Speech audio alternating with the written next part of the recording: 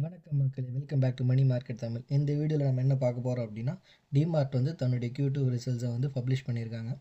So அந்த company வந்து current evaluation எப்படி இருக்குது, இந்த ஃபினான்ஷியல் ரிசல்ட்ஸ் எப்படி இருக்குன்றதை நம்ம ஃபண்டமெண்டல் அனாலிசிஸ் பண்ண போகிறோம். நான் வந்து செபி ரெஜிஸ்டர்ட் அட்வைசர் கிடையாது. ஸோ இந்த வீடியோவில் பார்க்குறீங்க எல்லாமே எஜுகேஷனல் பர்பஸ்க்காகவும் இன்ஃபர்மேஷனல் பர்பஸ்க்காகவும் மட்டும்தான்.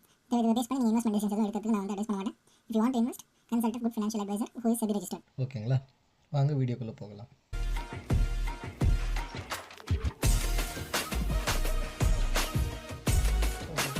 அவென்யூ சூப்பர் மார்ட்ஸ் வந்து நம்ம ஸ்க்ரீனரில் ஓப்பன் பண்ணியிருக்கோம். இதுதான் டிமார்ட் கம்பெனி ஆக்சுவலாக. ஸோ இந்த டிமார்ட் கம்பெனியில் என்ன அவங்க பண்ணுறாங்க பேசிக்காக அப்படின்னா, அவங்க வந்து ஒரு பெரிய லெவல் ஆஃப் சூப்பர் மார்க்கெட் அவங்க ஆக்சுவலாக. அதில் வந்து எஃப்எம்சிஜி ப்ராடக்ட்ஸு, ஃபுட்டு, நான் food, general merchandise, groceries and வீட்டுக்கு தேவையான முக்கால்வாசி விஷயங்கள் அவங்க கடையிலேயே கிடச்சிடும். அது ரொம்ப பெரிய கடை, ஓகேங்களா. ஸோ இவங்க வந்து business basically it's a super market, பெரிய லெவலில் பண்ணிகிட்ருக்காங்க.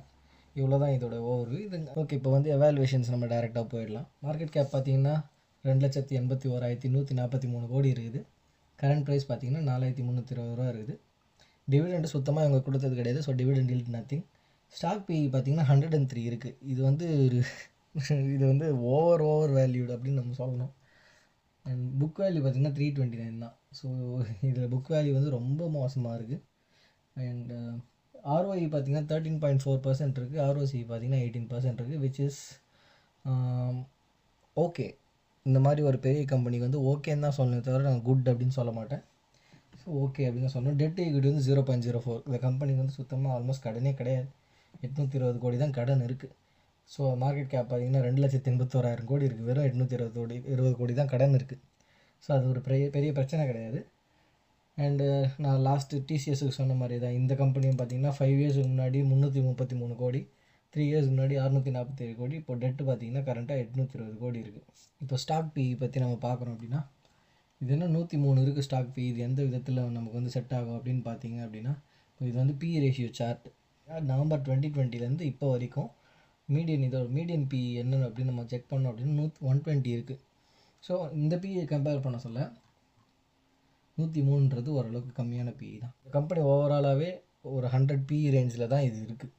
ஸோ இதை வச்சு நம்ம வந்து வாங்கலாமா விற்கலாமான்றதெல்லாம் வந்து நம்ம மற்ற இப்போ டிசிஎஸ்க்கு வந்து நம்ம 20 கீழே இருந்தால் அண்டர் வேல்டு அந்த மாதிரிலாம் சொல்லிட்டு இருந்தோம் இல்லையா, அந்த கான்செப்டே இங்கே நம்ம அப்ளிகபிள் பண்ண முடியாது.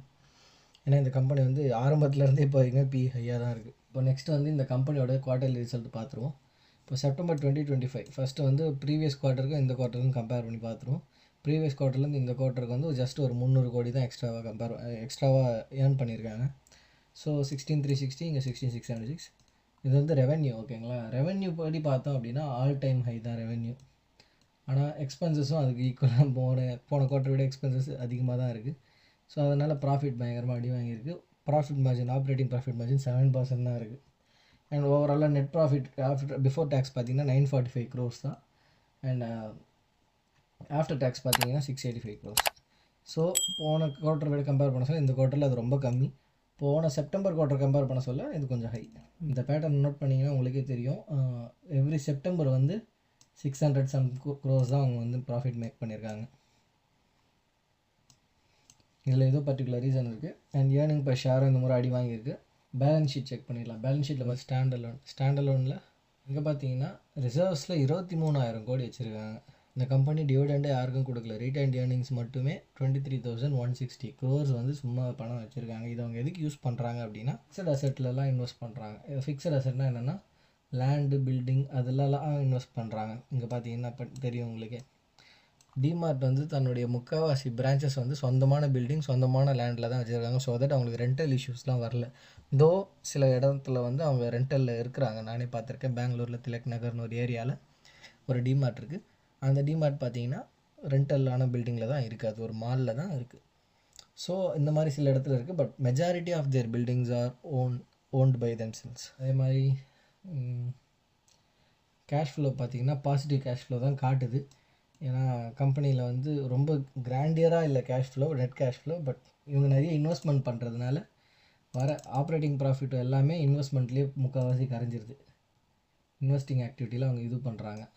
மேஜர் ஆஃப் த அமௌண்ட்டை வந்து இன்வெஸ்டிங் ஆக்டிவிட்டியில் அவங்க ஸ்பெண்ட் பண்ணுறதுனால பெருசாக அந்தளவுக்கு கேஷ் ஃப்ளோ வந்து கையில் இல்லை. ஏன்னா இங்கே சம்பாதிக்கிற பணம் பிரான்ச்சஸ் எக்ஸ்பேண்ட் பண்ணுறதுக்கே போயிடுது. அண்ட் ரேஷியோஸ் பார்த்தீங்கன்னா 30 டேஸ் வந்து கேஷ் கன்வர்ஷன் சைக்கிள். இது என்ன அர்த்தம் அப்படின்னா டெட்டர் டேஸ் வந்து நமக்கு வர வேண்டிய பணம் 2 நாள் எடுத்துக்குது. இன்வென்ட்ரி டேஸ் எவ்வளோ நாள் நம்ம இன்வென்ட்ரியில் ஸ்டாக்ஸ் வச்சுருக்கோம். ஸ்டாக்ஸ் இன் சென்ஸ் இந்த பிஸ்னஸ் பொறுத்த வரைக்கும் கூட்ஸ் இன்வென்ட்ரியில் எத்தனை நாள் இருக்குது குடோனில் அப்படின்னு வந்து 35 நாள். ஆக்சுவலாக டேஸ் பேபிள் நம்ம பே பண்ண வேண்டிய ஆட்களுக்கு எத்தனை நாள்னால் 7 டேஸில் அவங்க பே பண்ணி ஆகணும் வாங்குகிற சப்ளைக்கு. ஸோ இதை கன்சாலிடேட் பண்ணோம் அப்படின்னா 35 + 2 37 வருது. 37ல் 7 கழிஞ்சதுன்னா 30. ஸோ கரெக்டாக கேஷ் கன்வர்ஷன் சைக்கிள் பார்த்திங்கன்னா 30 டேஸ். இதுக்கு முன்னாடி 27 இருந்துச்சு, இப்போ வந்து 30 டேஸ் ஆகுது அவங்க வந்து கேஷாக கன்வெர்ட் பண்ணுறதுக்கு. ஷேர் ஹோல்டிங் பேட்டர்ன் பார்த்தோம் அப்படின்னா ப்ரமோட்டர்ஸ் வந்து 74.65% வச்சுருக்காங்க. யார் ப்ரமோட்டர்னு இந்த கம்பெனியோட ஓனர் தான், ராதாகிஷன் தமானி. ஸோ இந்த 74.65% வந்து ப்ரமோட்டரே வச்சுருக்காரு. ஸோ எஃப்ஐஐ கிட்ட பார்த்தீங்கன்னா எஃப்ஐஐ வந்து லாஸ்ட் கப்புள் ஆஃப் குவார்ட்டர்ஸாக பார்த்தீங்கன்னா தன்னுடைய ஸ்டேக்கை வந்து குறைச்சிருக்காங்க. டிஐ பார்த்தீங்கன்னா அந்த ஸ்டேக்கை இன்க்ரீஸ் பண்ணியிருக்காங்க. இவங்க விற்றது இவங்க வாங்கியிருக்காங்க. அண்ட் பப்ளிக்கும் பார்த்தீங்கன்னா 1% வந்து விற்றுருக்காங்க. 1%ன்னு சொல்ல முடியாது, ஒரு கைண்ட் ஆஃப் ஒரு 0.25% கிட்ட விற்றுருக்காங்க. அது ரெண்டுத்தையுமே வந்து டிஐ தான் அப்சர்வ் பண்ணியிருக்காங்க. எஃப்ஐஐ யாரெல்லாம் இருக்கா? எஃப்ஐஐக்கான இன்ஃபர்மேஷன் இல்லை. டிஐக்கான இன்ஃபர்மேஷன் நம்ம Indian mutual funds, axis, ICICI இவங்களாம் தான் வச்சுருக்காங்க. அதே மாதிரி நேஷ்னல் பென்ஷன் ஸ்கீம் ட்ரஸ்ட் அதுவும் வச்சுருக்காங்க. பப்ளிக்கில் வந்து ஓகே இக்னேஷியஸ் நாவில் நொரான்ஹா இவங்க யாருன்னு எனக்கு தெரியல நிஜமாவே. பட் இவங்க வந்து பப்ளிக் ஷேர் ஹோல்டிங்கில் 1.93% வந்து லாஸ்ட் குவார்ட்டர் படி அவங்க வச்சுருக்காங்க. ப்ரமோட்டரில் நான் சொன்ன மாதிரி ராதாகிஷன் தமானி அவர் தான் வந்து 23% ஸ்டேக் வச்சுருக்காரு. அப்புறம் கோபி கிஷன் தமானி மேபி அவருடைய பையனாக இருக்கலாம், அவரும் 5% வச்சுருக்காரு. Bright star investments private limit அவங்க 13% வச்சுருக்காங்க. இவங்க தான் மேஜராக ஸ்டேக் வச்சுருக்காங்க. மற்றதெல்லாம் முழுக்க பார்த்திங்கன்னா ராதாகிஷன் தமானியோட ஃபேமிலி தான் வச்சுருக்காங்க. இந்த கம்பெனியோட ஃபினான்ஷியல்ஸ் அண்ட் பேசிக் ஃபண்டமெண்டல் எவாலுவேஷன்லாம் நம்ம இப்போ பார்த்துட்டோம். இப்போ இந்த கம்பெனியில் வந்து நான் இன்வெஸ்ட் பண்ணுவேனா மாட்டேனா அப்படின்றது ஒரு கொஷின் இருக்குது.